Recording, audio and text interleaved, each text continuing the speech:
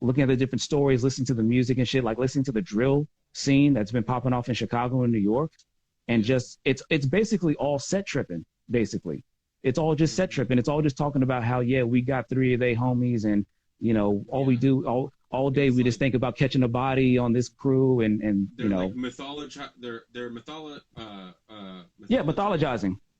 Mythologizing beefs. Well, you say gangster. I mean, and a lot, and gangsterism. People romanticizing gangsterism and everything is something true, like throughout history, forever, across the board. Yeah. Which is so funny, of course, because the irony is you would never want any of that shit to happen to you or anybody you care about or do business with and everything. Yeah. And yet we still glorify it. But yeah. But no, but that's go something on. I was thinking about recently too. Is like this. It's not really fully related to what we're talking about exactly, but That's all good. Did you want to finish up any points on that? Because I basically said what I wanted to say on it, and we can move on to something else. I was just gonna say that well, because I come from a Mexican family. I come from I have uncles and cousins who were in gangs and in and out of prison and whatnot. So, but with that being said, there is like a very a loving familial culture that ties in with that, where even if you come from a gang background or your family around you is surrounded by that, an element of that is self-protection. And those people didn't, the cops weren't going into those neighborhoods. That's why gangs formed, because they couldn't call 911 and et cetera. So even though there is like a comfortability and familiarity with violence and violent language and terminologies and stuff like that, in a weird way, it's rooted in a love for your family and your family friends. So there's a weird dichotomy there of like, we'll fuck you up and shit, but it's like, it's because like if you're threatening my homie or you're threatening my hyena or something like that. So it's very weird how that those extremes tie together. Right. Well, the thing is, you also got to remember is that, like, while for that in that particular lifestyle or whatnot, that is for people who have that dynamic in their life, right, or their family and everything. Oh, that I had the burp there. It's gonna sneak up on me later, and I'm gonna vomit a little bit in my back of my mouth. But anyway, what I'm trying to do for the people who are surrounded by that. Oh, sorry. Yeah. But for the people who do have that presence in their life, right? No human being is solely influenced by one element. So like, while gangsterism may be, or street culture may be the main philosophy that's driving your life, people also draw inspiration from other things. So there's plenty of people who are gangsters or whatnot, who had watch anime and watch anime, or they're very emotionally expressive artists, or they become very legitimate business people, or they transition out into legitimate businesses altogether, or they go into law or whatever. There are examples of these things, right? Because people are diverse and have all these different elements. So when it comes to like, the willingness to use violence and how it's normalized and everything, that we got to be careful that we don't just accept that as like, that means that like, they don't know any better, or that's okay. Because because then it's like, okay, what exactly are you defending yourself from? Are you defending yourself from quote unquote the ops, or somebody trying to run up on you? Or are you the bully in the situation and just fucking with somebody else who's just not a part of your thing? You know what I'm saying? Because the overwhelming majority of people are not from your family or your block or your whatever, your shit and everything, right? And you can't just, it's not really acceptable. Or I don't want. See, that's why I stay strapped, homie. That's why I don't fuck around. I got this in Chinatown for like $20. You paid $20? That's an airsoft gun? It's an airsoft, yeah. Airsoft, yeah. But basically, we gotta also, have that pushback, because at the end of the day, while as much as we romanticize the street life and gangsterism and everything, the reason why the vast majority of people don't do it, and why a lot of people want to get out of that life in the first place, is all the death and fucking destruction and the shit that comes along with it. Yeah, the cops do fuck with people for no reason sometimes. But also sometimes they do be stopping motherfuckers that really are up to some shit. Some motherfuckers some people didn't do nothing, but some. In that one song. Yeah, go ahead. I was gonna say it's like what Kendrick said in that one song on I think it's Section 80. He says a real gangster is either dead or in jail or like somewhere at the top getting real money, something like that. So it's Right. like, if you're a real gangster, either you're dead or you're behind bars or you got out of the game because you made enough money to set yourself up to be free of that shit. Right, exactly. You kind of have to buy your own freedom in a certain way. You kind of have to buy your way out of a, situation. It's like, Cream, cash rules everything around me. That's, so, I mean, no, low key, I mean, that slogan, is, probably the biggest truism about, the fucking world that we live in, that you like, that your money will buy you freedom. It's just a matter of how much can you get of it and get separated from that shit in time. Because or your debt will enslave you. Or your debt will enslave you, because the streets are not the only fucking trap. You know what I'm saying? Like the fucking block is not the only fucking trap. For a lot of people, they're discovering that the home that they bought or inherited was a fucking trap. Or the job, the career that they've been working all their life and their energy and their mental focus into was a fucking trap. I thought you were saying like in the trap, like a trap house. I was like, oh, bro, Morgan Stanley is the biggest trap house on the planet. Right? You said what is the biggest trap house? No, I said Morgan Stanley was the biggest trap house. Or what was Bernie Madoff's thing? Bernie Madoff. I don't know what he worked through, but I mean that was more of him saying that like, oh, give me your money, I know how to invest it. So he was like he was acting like the go. I don't know what like. But in a way, I don't know what, it's like the most successful, or well, even though it was one of the most unsuccessful, but no, they were successful because they got bailed out. But yeah, one of the most successful trap houses or Ponzi scheme. They were moving products, but it was all just money and numbers. Yeah, derivatives and shit. Using the debt of somebody else to gamble on somebody else's debt. Locking people into these like cycles of debt. I mean, that's so much of what the economy is based on. But I mean, talking about like continuing on like how gangsterism and shit is romanticized. That somebody recently talked to me. It was Matt actually. He was asking me about what do I know about drill music, right? And I'm somebody that never used to really watch like hood movies and street fights. I never really idolized. I was never somebody that was into like Scarface and into like Goodfellas and all the or Juice and all that gangster shit. Like, you don't like Goodfellas? I don't like it because again, it's like I understand the appreciation for like the organization and discipline and the hierarchies and seeing those dynamics and shit, right? But ultimately, you got to remember that all of these groups, while they legitimately, it's almost 11:30, just so you know. Oh yeah, I mean I'm cool. I don't know if you got to get off soon. I don't need to go, but I'm just telling you the hour's gonna be up or whatever. I'm down to like go another hour after this. If you want. Dude, you know what? I don't know how long ago they changed it, but I remember I was actually doing an IG live once, and I realized I went over an hour, so they changed it. Cool. So I don't know. There you go. It may have been like this for like 6 months, and my goofy ass just didn't know. But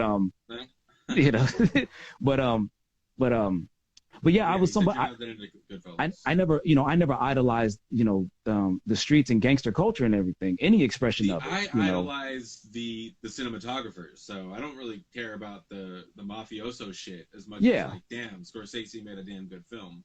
Right. And and the thing is that and that's right. Cinematography, the art, the propaganda through art, right, through creative expression.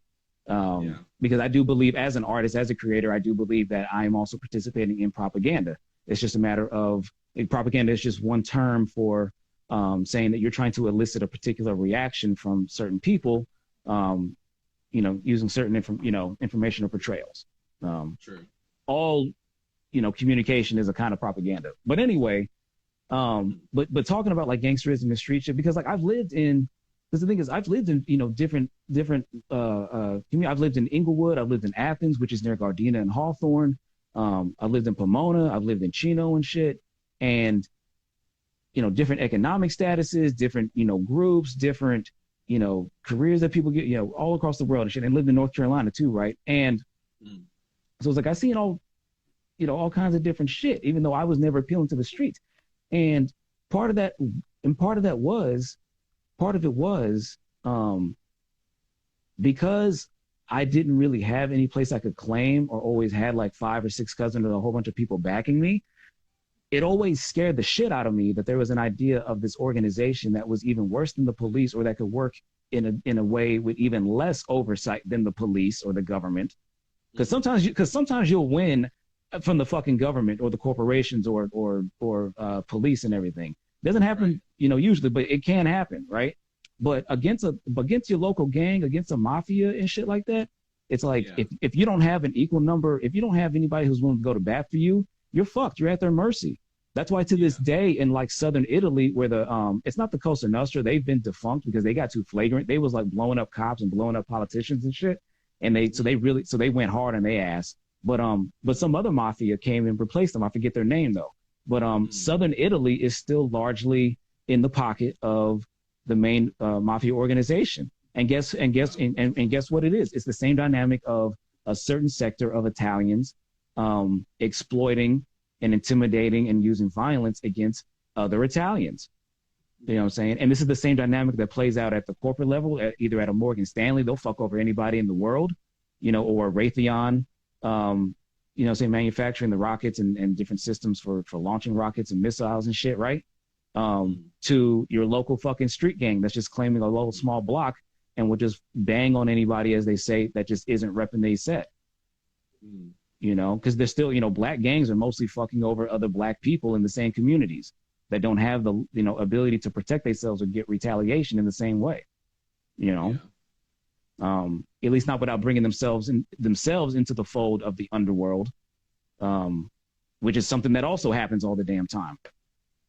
Yeah.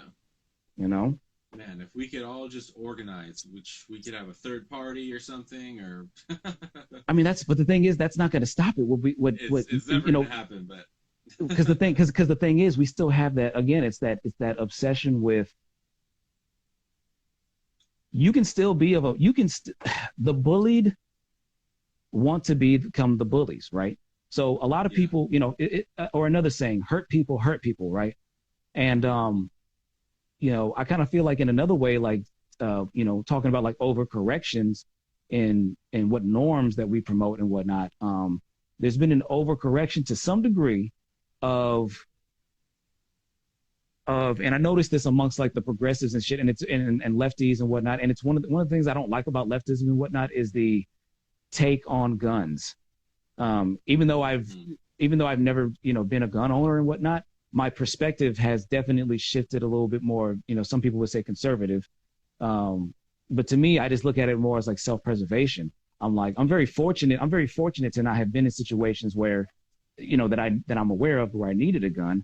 But at the same time, I live in a country of people whom a large number of them, especially of my fucking community, the black community, who glorify violence, who glorify being bullies, saying they want to be tyrants. And yeah, while there may be legitimate fucked up things that have happened to them, that doesn't excuse all the shit that they're trying to inflict, on others.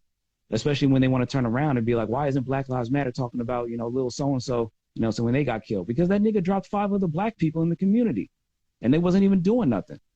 You know what I'm saying? Yeah. But they was just regular working people, not trying to, not in the mix, but they had to catch a stray bullet. You know what I'm saying? Or they had to get fucking robbed, or they had to get stomped out just because they wasn't from your set. You know what I'm saying? Weird. And again, it's a dynamic that plays out in every community and shit, but it's just like, a lot of like catching up, like, even though, and I'm not watching the movie so much, but like watching the interviews of different street people, looking at the different stories, listening to the music and shit, like listening to the drill scene that's been popping off in Chicago and New York. And just, it's basically all set tripping, basically. It's all just set tripping. It's all just talking about how, we got 3 of they homies and, we do all day, we just think about catching a body on this crew and they're like mythologizing. Mythologizing beefs. They're mythologizing murders and assassinations and shit. Like, and vendettas and like that, that dude King Von, right? I don't know if you follow that story at all. A friend of mine, literally the day before he died, was like, "Oh, you should listen to King Von. Go check it out." Blah blah blah. Next morning, my phone, King Von is dead. That shit tripped me out. Yeah. But it would still. Have you listened to any of his music? A little bit, yeah. Quite a bit of it. I mean, this element has always been a part of gangster music and everything. But like, stuff, right? The storytelling and narratives and stuff. But like, there's always been that haziness of not really knowing who really was, putting in work, as they say, or not, right? Or how much somebody really did. Somebody could be saying that they was the kingpin and only got caught once, or only got, went to jail once or something like that, and build their whole fucking mythology around that. Where some people really have caught like multiple bodies and that shit. King Von is the latter category. Even though he never got, even though in one of his murder cases, the witness didn't come to the stand, because it was just another poor working, saying probably black person within the community who wasn't part of a set. They didn't turn up, and so that's how he got off of his one of the murder trials that he was on.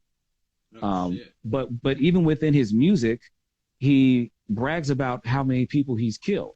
And as you follow the course of his songs, like, oh yeah, I got 3 bodies, and oh yeah, I got 5 bodies, and oh yeah, I got 7 bodies and shit. And it's just like, what